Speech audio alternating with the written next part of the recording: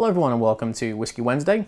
Today's the first in a three-part series covering the age-stated releases of the new Old Pulteney range, the 15, the 18 and the 25.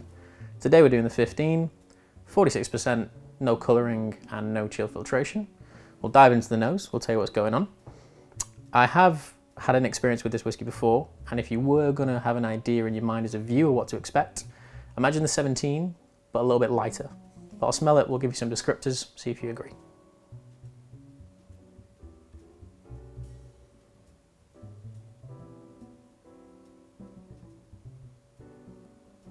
So on the nose is a combination of a few things. There's quite a lot of milk chocolate. It's quite creamy. You can kind of feel the texture of it on your nose. There's a little bit of lemon. It's kind of like bitter lemon, kind of lemon rind, a few other things like that. Classic Old Pulteney salt. And I do get a little bit of smoke in the back. It's probably from an element of the charring of the barrels because we know they don't peat a lot in any way at Old Pulteney. It's either zero or very, very low. They're not known for their peated styles, apart from the Hood Art, which we reviewed a couple of weeks ago. Smell it again, see if there's anything else kicking around in there.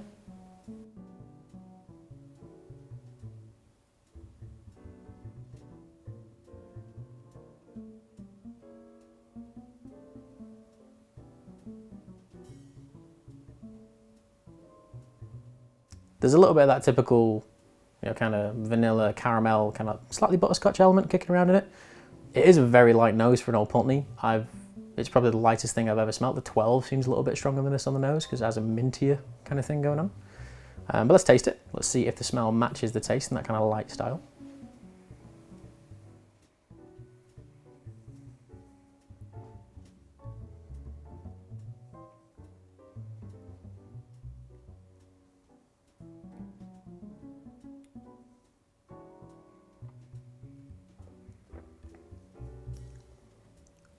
Yeah, it is very light on the palate. Tried some of the tasting recently with like all 5 side by side, and this I felt was like a really ethereal, light style of Old Pulteney. Apologies for repeating myself constantly, but light seems to be the best word to sum it up.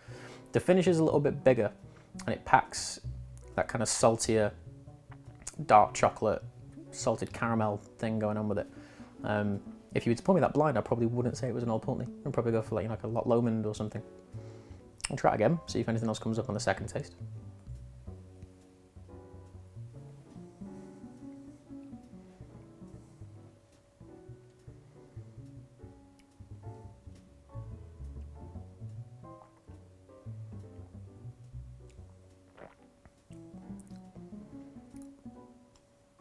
The European oak comes through in the finish, like the American oak and all the bourbon cask, it's all on the nose, it's all on the front of the palate. But European oak really kicks off at the end. It's big, it's salty, it's drying. There's a savoury coastal note running through it, which I find quite interesting. It's an Old Pulteney that hasn't been like any Old Pulteney before, which makes sense because why would they want to remake the range they've just discontinued? It's like a new chapter for them, as it were. I really like that. It is very light, so I think if you go into this expecting like a kind of heavy salt, really coastal style, don't. It's a little bit more laid back than that. Expect a big finish, but a very light approach to everything. That's really good whiskey. I think it's like 65, 70 pounds a bottle. I'd quite happily buy that. I guess like a solid 8. That's a really well-rounded style. So congratulations, Old Pulteney. The 15's a winner. Thank you all for watching. This is The Whisky Shop. I'm Phil, and that's Old Pulteney 15. We will see you all next week. Thank you.